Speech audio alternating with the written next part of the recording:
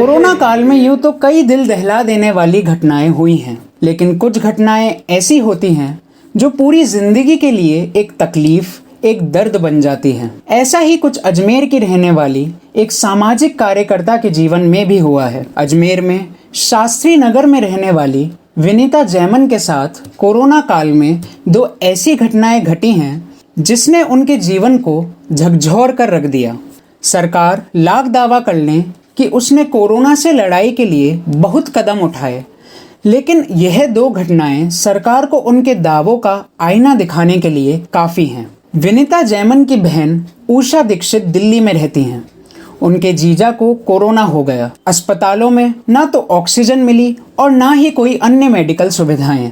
Medical इंतजामों के अभाव में विनीता जैमन के जीजा हेमंत दीक्षित ने प्राण त्याग दिए। विनीता जैमन की बहन का संघर्ष यहीं पर नहीं रुका। हालात इतने खराब थे कि शमशान तक ले जाने के लिए कंधा देने वाला कोई नहीं था। विपरीत हालातों में भी उषा दीक्षित ने हिम्मत नहीं हारी और खुद कंधा देकर अंतिम संस्कार कराया। यहाँ एक बात और गौर करने वाली है कि उषा दीक्षित के पिता भारत के स्वतंत्रता सेनानी थे और भिवानी के पहले विधायक भी थे।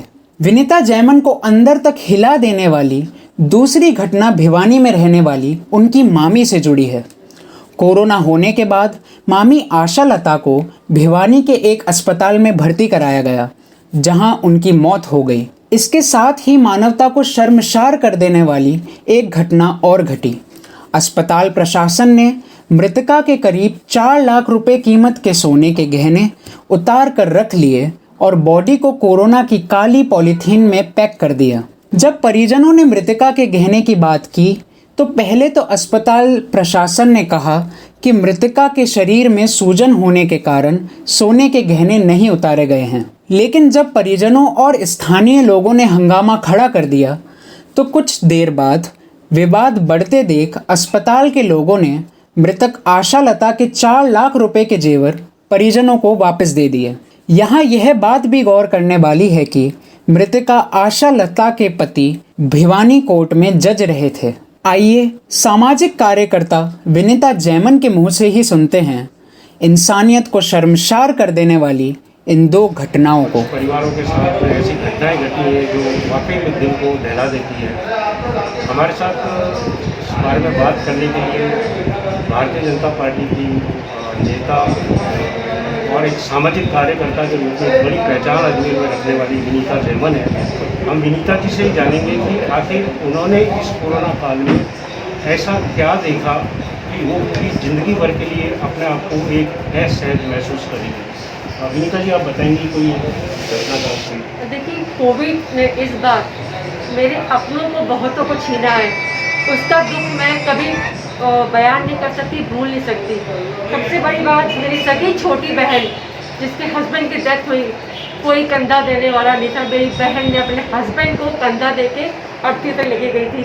वो वाकया मेरे दिल से अक्सर निकलता नहीं है। दूसरा, मेरी मामी जिनकी डेथ हुई कोविड से, इतना दुख हुआ। मामी का अस्पताल वालों ने मामी का पूरा गोल्ड निकाल लिया, उनको गोल्ड नहीं दिया।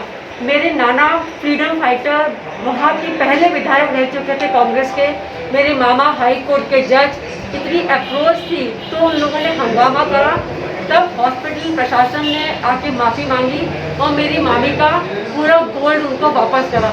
तो जो ऐसी घटनाएं देखने को मिलती है, जब हमारा अपना कोई खोता है तो कहीं कोई कंधा देने वाला नहीं मिलता, कहीं प्रशासन या अस्पताल वाले उनकी ज्वेलरी उतार लेते हैं।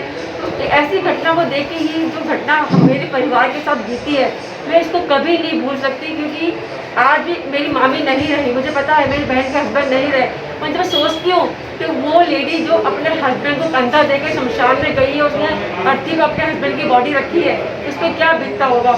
मेरी मामी के परिवार वाले पे क्या बीत रहा होगा। 4 लाख या 8 लाख वाली बड़ी रकम नहीं थी, परंतु वो जो इंसानियत थी, इस कोरोना ने इंसानियत को पूरा ख़त्म कर दिया।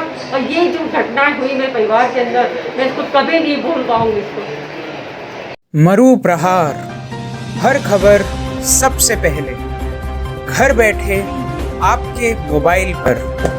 रहिए अपडेट मरु प्रहार के साथ, आपके अपने अजमेर से जुड़ी खबर। खबर अजमेर की। अजमेर की बात, मरू प्रहार।